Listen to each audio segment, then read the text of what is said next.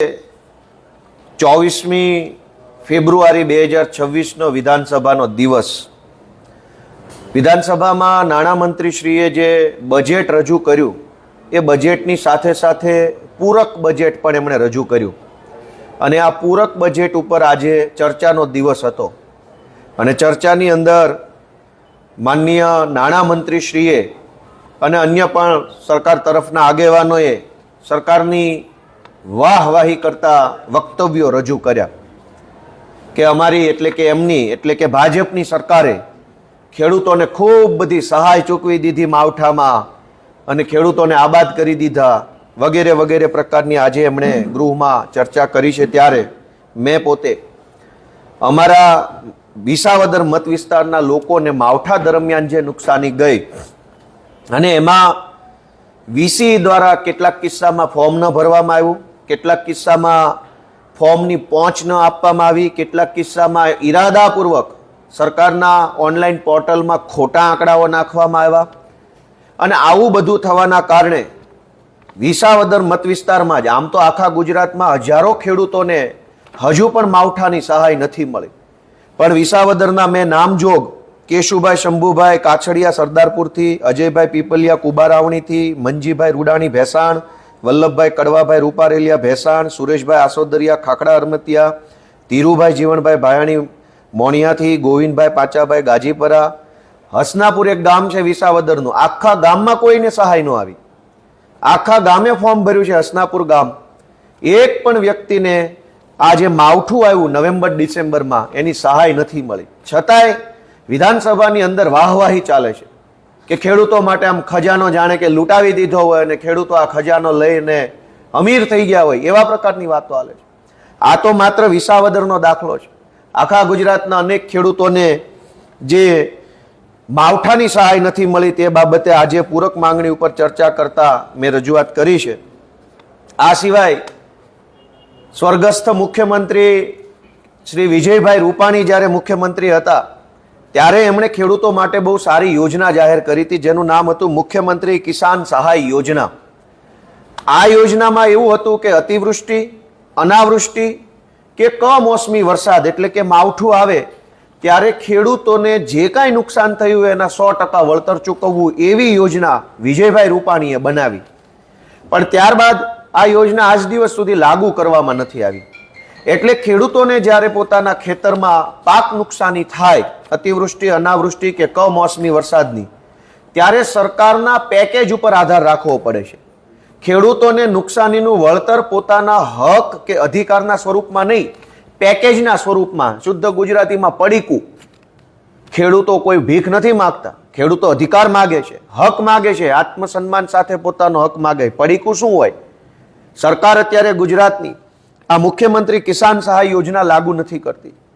વિજયભાઈ રૂપાણી એમણે આ યોજના બનાવી. મેં ગયા સત્રમાં પણ વિનંતી કરી હતી કે કમસે કમ વિજયભાઈને શ્રદ્ધાંજલિ આપવાના ભાગ સ્વરૂપે આ યોજના લાગુ કરો, પણ હજુ સુધી લાગુ કરવામાં નથી આવતી અને આ યોજના લાગુ નહીં થવાના કારણે ખેડૂતોને જેટલું નુકસાન થયું હોય એટલા પ્રમાણમાં વળતર નથી મળતું. શું કામ? કેમ કે હાલની જે વળતર આપવામાં આવે છે નુકસાનીનું એ પેકેજના સ્વરૂપમાં છે, યોજનાના સ્વરૂપમાં નથી. યોજના હોય તો ખેડૂતોને 100% વળતર આપવું પડે. પેકેજ તો સરકાર મન ફાવે એવું પેકેજ જાહેર કરી અને જાહેરાતો કરી અને પોતાની વાહવાહી કરી લેતી હોય. આ મુખ્યમંત્રી કિસાન સહાય યોજના અમલમાં નહીં આવવાના કારણે ખેડૂતોનું ખેતર જે ભાગવું રાખે છે, મજૂરી ભાગે. આપણા ગુજરાતમાં અનેક પરિવારો એવા છે જે બીજાનું ખેતર વાવવા રાખે છે, જેને અમારે કાઠિયાવાડ બાજુ ભાગવું રાખ્યું એમ બોલાય. આ ભાગવું રાખનારા લોકોને પણ કોઈ વળતર મળતું નથી. આજે અમારા નેતા ચૈતરભાઈ વસાવાએ વિધાનસભાની અંદર આ રજૂઆત કરી છે, મારી પણ રજૂઆત છે કે ખેડૂતોને જે વળતર મળે છે એવી રીતે ભાગવું રાખનાર લોકોને પણ વળતર મળવું જોઈએ. આ સાથે આજે વિશ્વની 8મી અજાયબી જે આખા દુનિયાના દેશોમાં રહેતા ગુજરાતીઓએ જોઈ, અમારા વિસાવદર તાલુકાના બરડિયા ગામના સરકારી દવાખાનાના સંડાસનો નળ, એની વાત પણ આજે વિધાનસભા સુધી પહોંચાડવી પડે એ અમારા માટે દુઃખનો વિષય છે. એક બાજુ કરોડો અબજોની મોટી મોટી વાતો વિધાનસભામાં થાય છે કે સરકાર આમ કરે છે, તેમ કરે છે, અને જુઓ તો સંડાસના નળે સાચી દિશામાં મૂક્યા નથી. તો એક નળ મૂકવાનો વેત નથી કે કઈ બાજુ નળ મૂકવાનો હોય, અને વાતો કરે છે વિશ્વગુરુ બનવાની.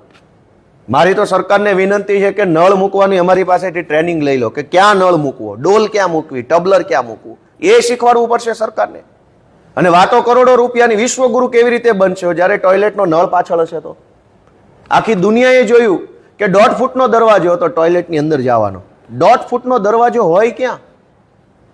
તો આજે માત્ર બરડિયા નહીં, અમારા મત વિસ્તારના ઘોડાસણ, મોણિયા, જેતલવડ, આ અનેક ગામડાના સરકારી દવાખાનાના બાંધકામ સમયસર પૂરા નથી થતા. જ્યાં બાંધકામ થાય છે ત્યાં ભ્રષ્ટાચાર થાય છે, ભયંકર ભ્રષ્ટાચાર. દવાખાનામાં તે દવાખાનું જ બીમાર હોય તો બીમાર માણસ ક્યાં જવાનો? એટલે આજે એ મુદ્દા ઉપર મેં કાપ દરખાસ્તના માધ્યમથી આરોગ્ય વિભાગનું ધ્યાન દોર્યું છે. એ સિવાય આજે પાણી પુરવઠા વિભાગની માંગણીનો દિવસ હતો, પૂરક માંગણી. મારે અત્યંત દુઃખ સાથે કહેવું પડે છે કે મારા મત વિસ્તારના કરિયા, છેલણકા, મોટી મોણપરી, જામકા, હરિપુર, પરબવાવડી, પ્રભાતપુર, ખંભાળિયા, સામતપરા અને ભાટગામ, આટલા ગામડાની અંદર જર્જરિતમાં જર્જરિત ટાંકીઓ છે, એ તોડવાની છે. નવી તો આ લોકોથી બને એમ નથી, કેમ કે એમનામાં કામ કરવાની દાનત નથી. પૈસા છે, સત્તા છે, બધું જ છે, પણ દાનત નથી. એટલે નવી ટાંકી તો ભાજપની સરકાર બનાવી શકે એમ નથી. પણ વર્ષો પહેલા કોઈ બીજી સરકારોએ ટાંકીઓ બનાવી, એ આજે જર્જરિત છે, અને તોડવામાં પણ આ લોકોથી કામ નથી થતું. હું જ્યારથી ધારાસભ્ય ચૂંટાયો ત્યારથી કરિયા, છેલણકા, મોટી મોણપરી અને જામકા ગામની ટાંકી તોડવા બાબતે કલેક્ટરને અત્યાર સુધીમાં 3 ખટારા ભરાય એટલી રજૂઆત કરી ચૂક્યો છે. 3 ખટારા ભરીને રજૂઆતો કરી કલેક્ટરને, ડીડીઓને, તાલુકા વિકાસ અધિકારીને, વાસ્મોના અધિકારીઓને, છતાં એક ટાંકી તોડવાનું મુહૂર્ત આવતું નથી. આવડું મોટું સરકારી વહીવટી તંત્ર ભેગું મળીને 10 ગામની જર્જરિત ટાંકીઓ તોડી શકતા નથી. નવી બનાવવાની તો આમને કહીશું તો મને એવું લાગે છે કે આ 2026 છે, કદાચ 8026માં નવી ટાંકી બને, પણ તોડવા માટે આ લોકો પાસે સમય નથી. આવી વાતો, ટાંકી તોડવા જેવા મુદ્દાઓ વિધાનસભામાં લઈ જવા પડે, એ મને એમ લાગે છે કે બહુ શરમનો વિષય છે. આજે ગુજરાતની સરકારે એક નવું નજરાણું પેશ કર્યું છે. અત્યાર સુધી એવું જોયું હતું કે સત્તા પક્ષ અને વિરોધ પક્ષ બંને આમને સામને એકાબીજા ઉપર આરોપ કરે ને એકાબીજા ખુલાસો કરે. અમે ભાજપ ઉપર કંઈ કહીએ તો ભાજપ ખુલાસો કરે, ભાજપ અમારા ઉપર આરોપ કરે તો અમે ખુલાસો કરીએ. પણ હવે નવું નજરાણું ભાજપે ચાલુ કર્યું છે. આજે આ ભાજપની સરકારે સામાન્ય વહીવટ વિભાગના નાયબ સચિવની સહીથી એક પરિપત્ર બહાર પાડ્યો છે, અને એ પરિપત્ર એવું કહે છે કે વિધાનસભાના બજેટ સત્ર દરમિયાન વિપક્ષ દ્વારા કરવામાં આવતા વિવિધ આક્ષેપો સામે જવાબ આપવા માટે દરેક વિભાગમાંથી નાયબ સચિવ અથવા સંયુક્ત સચિવ કક્ષાના અધિકારીની નોડલ ઓફિસર તરીકે નિમણૂક કરવી. એટલે હવે ગોપાલ ઇટાલિયા એમ કહેશે ને કે અમારા વિસાવદરના બરડિયા ગામના દવાખાનામાં ભ્રષ્ટાચાર થયો છે, તો એનો જવાબ આપવા માટે સરકારનો મંત્રી નહીં આવે, નોડલ અધિકારી સચિવ આવશે કે ગોપાલ ઇટાલિયા ખોટો છે, આમ આદમી પાર્ટી ખોટી છે, મુર્દાબાદ મુર્દાબાદ. આ શું તમાશો કર્યો ભાજપે? વિપક્ષના સવાલનો જવાબ અધિકારી આપશે કે સરકાર આપશે? તમારા અધિકારી જો જવાબ આપતા હોત, તમારી સરકારના માણસો જો અમને સીધા જવાબ આપતા હોત, તો અમારે ક્યાં વિધાનસભામાં ટાંકી તોડવાના, બરડિયાના દવાખાનાના પ્રશ્નો લાવવા પડતા? તમારા કલેક્ટર, તમારા ડીડીઓ, તમારા એસપી, તમારા બધા અધિકારીઓ જો ધારાસભ્યોને સીધા જવાબ આપતા હોત, કામ કરતા હોત, તો અમારે અહીંયા વિધાનસભામાં આવું લખીને આપવું પડે? એ નથી જવાબ આપતા.